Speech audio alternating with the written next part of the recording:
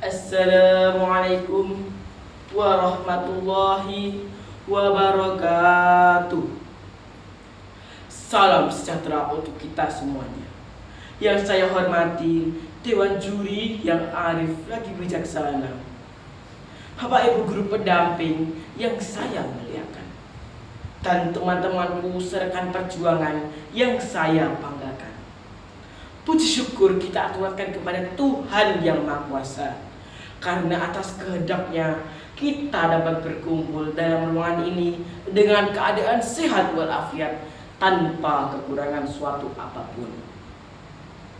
Izinkan saya memperkenalkan diri. Nama saya Reza Yusuf Rahmatullah. Saya bersekolah di SMP Negeri 3 Mojosongo, Boyolali, kelas 8. Sejatinya cerita rakyat bukan hanya dongeng pengantar tidur, melainkan jembatan bagi mereka yang mau mengambil pesan moral dari masa lalu.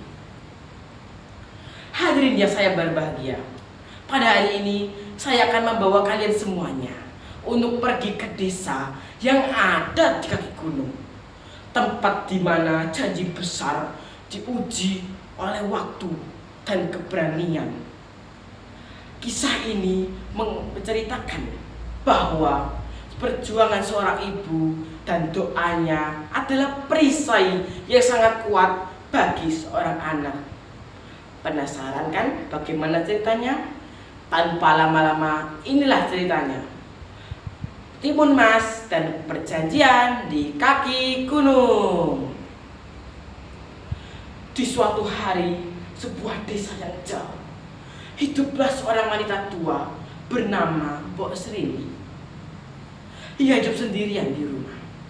Setiap pagi ia pergi ke hutan untuk mencari kayu, dan setiap malam ia duduk di perapian sambil temannya. Seandainya saja aku memiliki seorang anak, pasti ia akan menemani di masa tuaku. Tanpa lama terdengar suara bum, bum, bum. Terdengar langkah kaki besar dari kejauhan. Ternyata itu adalah Buto Ijo. "Hei nenek tua, aku dengar apa yang kau katakan. Kau meminta seorang anak, aku akan mengabulkannya untukmu. Tapi dengan satu syarat."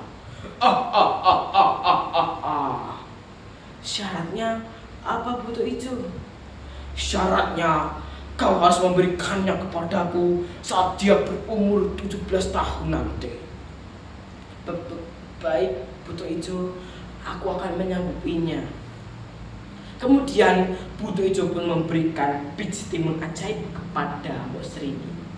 "Tanam ini, rawat dia sebagaikan anakmu sendiri." "Baiklah Buto Ijo, aku akan berusaha semaksimal mungkin." Keesokan paginya, Mbok Srini pun mulai menanam timun yang diberikan Buto Ijo kemarin. Ia tanam, ia rawat dengan kasih sayang yang sangat tulus, seperti halnya seorang ibu dan anak. Hari demi hari berlalu. Kini Timun Mas sudah menjadi dewasa dan sudah menjadi gadis yang sangat cantik jelita. Tapi sebelum menginjak umur 17 tahun, Mbok Sri teringat ucapan Buto Ijo. Buto Ijo berkata kalau semisal dia Timun Mas sudah dewasa, harus diberikan kepada Buto Ijo. Mbok Srini pun tidak bisa menerima kejadian tersebut. Ia sangat sakit hati karena anak satu-satunya yang ia jaga harus diberikan kepada Buto Ijo begitu saja. Lalu Mbok Srini pergi menaiki gunung untuk bertemu seorang pertapa. Mbok Srini pun mulai menceritakan apa yang terjadi kepada pertapa tersebut. Pertapa tersebut mulai iba dan merasa kasihan melihat kondisinya seperti itu.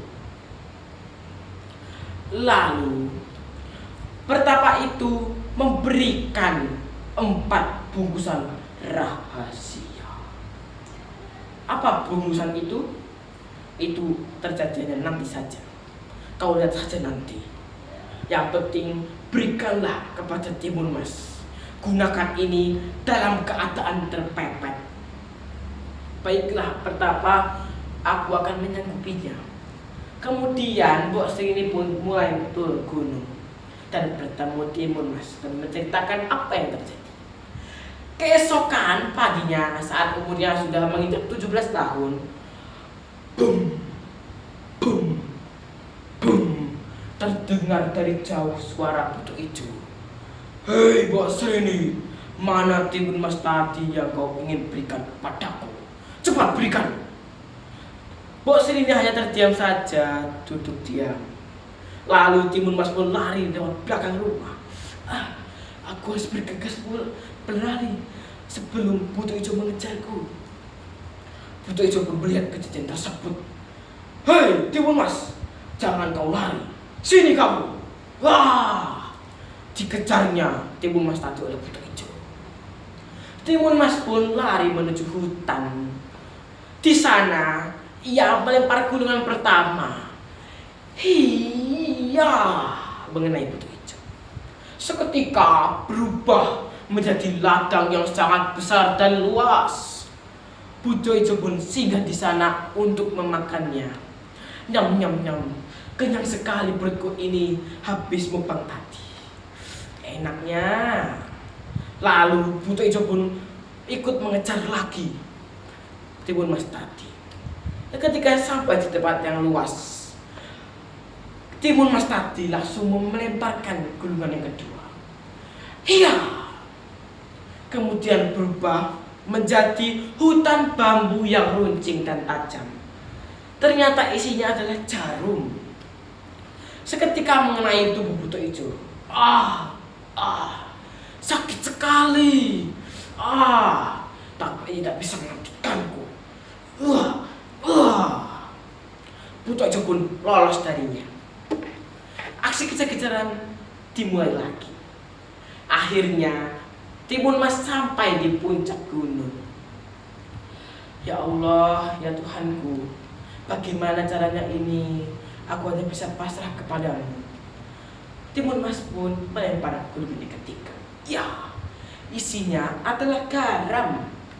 Seketika berubah menjadi lautan yang sangat besar.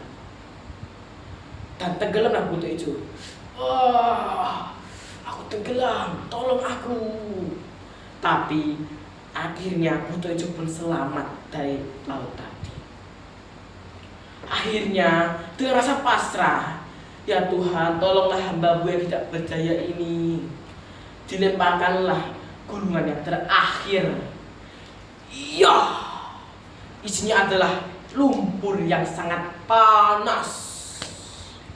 Seketika Buto Ijo pun tenggelam.